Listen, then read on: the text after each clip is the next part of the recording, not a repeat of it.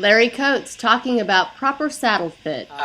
I'm going to explain to you, the way I like a saddle fit a horse's back and what my saddles might be a little bit different from everybody else's.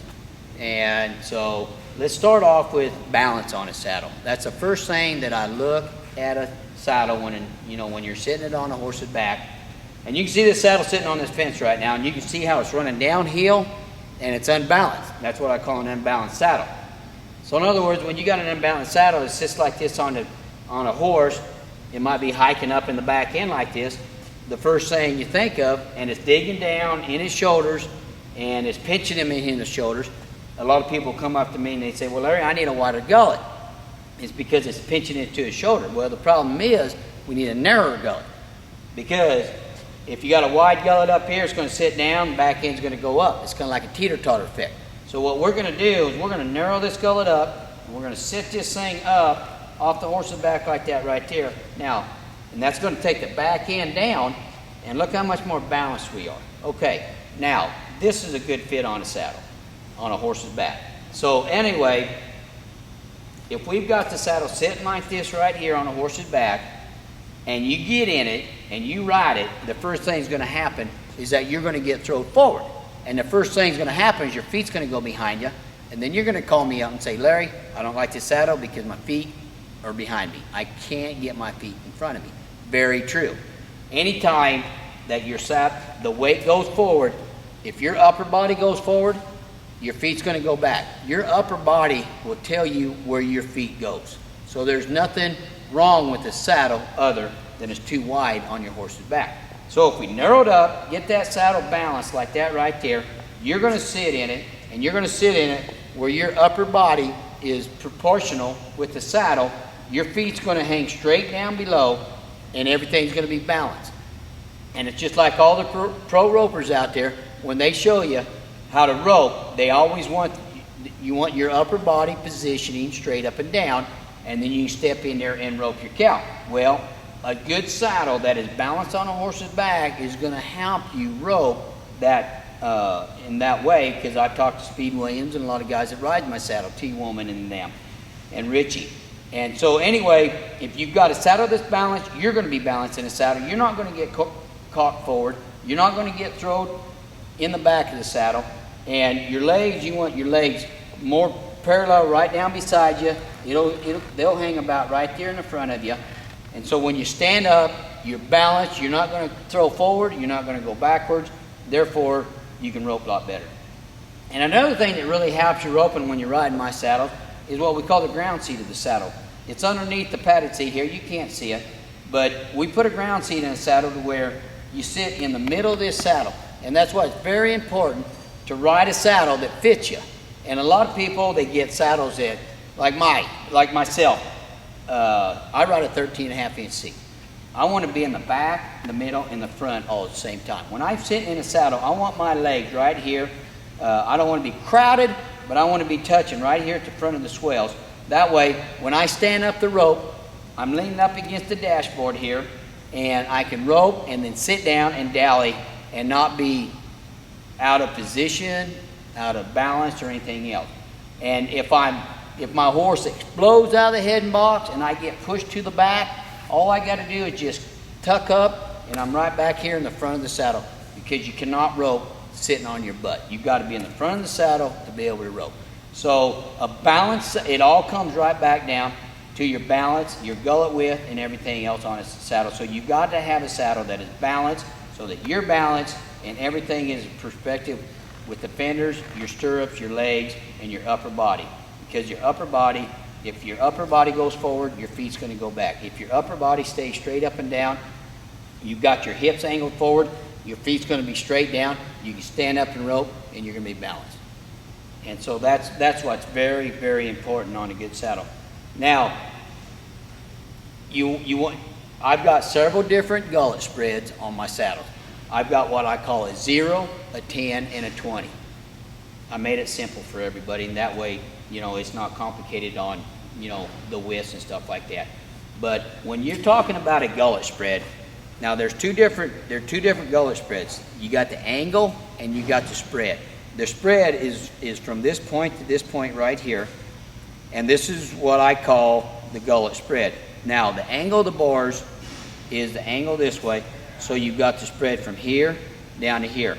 So in other words, you've got two different measurements you can work with. So you've got the measurement from here to here. And that depends on what your horse's back's like, because there's a lot of horses' backs that are more straighter up and down, so we have to pull the bottom of them in. If they're more fat-backed, we pull the bottoms out more. But we leave this gullet spread the same. We very seldom ever have to move this gullet spread right here on the top. And what we determine this gullet spread on the top is I look at the backbone of the horse. The backbone of the horse, if it's about an inch wide, which is that's a skinny backbone, then we got to go narrow here. If it's a thicker backbone, then we go wider here. And then when we go wider here, we go wider on the bottom because he's going to be thicker throughout the whole deal.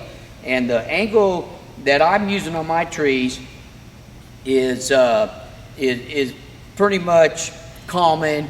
I'm hitting about 90% of the horses out there today on the angle. So if I go 6 1/8 here, I've got a spread down here the same. If I go 6 3/8, I widen this out. And that's the way I determine the width of the gullet. And now the other thing that I've really changed in my tree that really fits a horse's back is the back of the saddle. Because the back of the saddle is very important to fit a horse's back. Because if you've got the front end of a horse that fits up here, but the back end still sticks up, then we're thinking, okay, we got to go narrow in the front. But we've already gone narrower in the front, and the back still sitting up. Is because the loin of the horse is real fat.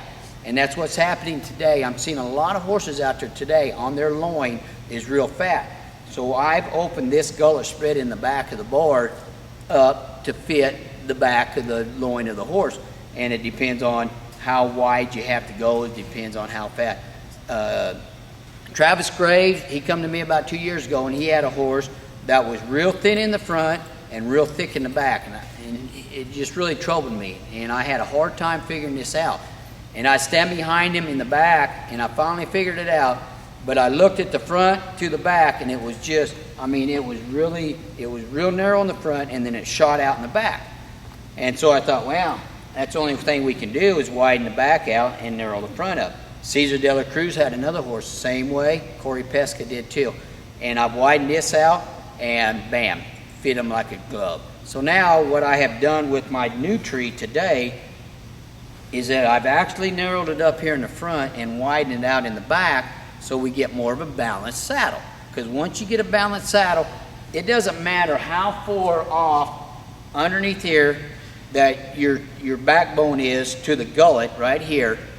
It don't matter what that is, because a lot of people throw a brand new saddle on a horse's back, and the first thing they do, they look underneath there, and they might be 2 inches off the horse's back. Well, that might be. A new saddle will settle down quite a bit. But that's not where you want to look. You want to get back and look at your horse from a perspective and see if it's balanced. And if it's balanced, it don't matter how much distance you got between the backbone, because a horse's backbone can vary 2 inches easy. One that has a flat back and one that has a real high wither. And it's got the same back. It's just that it's got a lot more bone up there sticking up in the front.